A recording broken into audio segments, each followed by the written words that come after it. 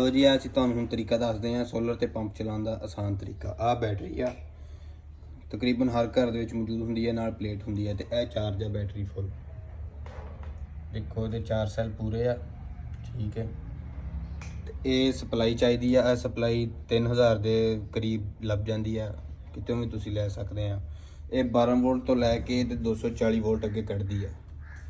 ਤੇ ਇਹ ਅਸੀਂ ਇਹਦਾ ਕਨੈਕਸ਼ਨ ਲਾਇਆ ਹੋਇਆ ਵਾ ਤੇ ਇਹ ਤੋਂ ਅੱਗੇ ਆ ਲੀਡ ਅਸੀਂ ਸਾਡੀ ਜਾਂਦੀ ਬਾਹਰ। ਲੋ ਜੀ ਇਹ ਸਪਲਾਈ ਚੱਲ ਪਈ ਆ, ਇਹ ਸਪਲਾਈ ਚੱਲਣ ਡਈ ਆ। ਹੁਣ ਇਹ 12 ਵੋਲਟ ਤੋਂ 240 ਜਾਣ ਡੇ ਆ ਅੱਗੇ, ਠੀਕ ਹੈ। ਇਹ ਜੀ ਇਹ ਲੀਡ ਆ ਗਈ ਅੱਗੇ, ਇਹ ਸੋਲਰ ਵਾਲਾ ਪੰਪ ਆ, ਠੀਕ ਹੈ। ਤੇ ਆ ਇਹਨੂੰ ਸਪਲਾਈ ਲੱਗੀ ਹੋਈ ਆ। ਇਹ ਸਪਲਾਈ ਜਿਹੜੀ ਆ ਇਹ ਅੱਗਿਓਂ ਲੈਂਦੀ ਆਪਣਾ 240 ਲੈ ਕੇ ਤੇ 12 ਵੋਲਟ ਕੱਟਦੀ ਆ, ਠੀਕ ਹੈ। ਤੇ ਹੁਣ ਅਸੀਂ ਇਹ ਸਪਲਾਈ ਜਿਹੜੀ ਆ ਇਹ ਅਸੀਂ ਚਲਾ ਕੇ ਤੇ ਪੰਪ ਤੁਹਾਨੂੰ ਚਲਾ ਕੇ ਦਿਖਾਉਂਦੇ ਆ।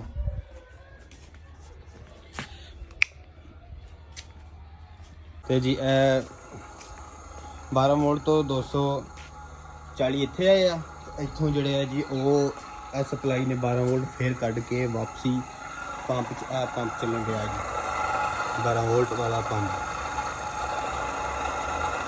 ਇਹ 12 ਵੋਲਟ ਵਾਲਾ ਪੰਪ ਜਿਹੜਾ ਹੈ ਈਜ਼ੀਲੀ ਲਾਈਟ ਬੰਦ ਹੋਵੇ ਤੁਹਾਡੇ ਘਰ, ਬੈਟਰੀ ਹਰ ਘਰ ਮੌਜੂਦ ਹੁੰਦੀ ਹੈ ਤੇ 3000 ਰੁਪਏ ਦੀ ਸਪਲਾਈ ਦੇ ਨਾਲ ਤੁਸੀਂ ਪੱਖਾ ਵੀ ਚਲਾ ਸਕਦੇ ਆ, ਇੱਕ ਬਿਜਲੀ ਵਾਲਾ ਵੱਡਾ, ਤੇ ਪੰਪ ਚਲਾ ਸਕਦੇ ਆ, ਲਾਈਟਾਂ ਵਗੈਰਾ ਚਲਾ ਸਕਦੇ ਆ। ਹੋਰ ਜਿੰਨੇ ਜ਼ਰੂਰਤ ਦੇ ਤੁਹਾਡੇ ਕੰਮ ਹੈ ਛੋਟੇ ਉਹ ਤੁਸੀਂ ਕਰ ਸਕਦੇ ਆ। ਅਗਰ ਤੁਹਾਡੇ ਕੋਲ ਵੱਡੀ ਸਪਲਾਈ ਆ ਤੇ ਫਿਰ ਤੁਸੀਂ ਬਾਕੀ ਵੀ ਇੰਤਜ਼ਾਮ ਵਗੈਰਾ ਉਹ ਈਜ਼ੀਲੀ ਚਲਾ ਸਕਦੇ ਆ।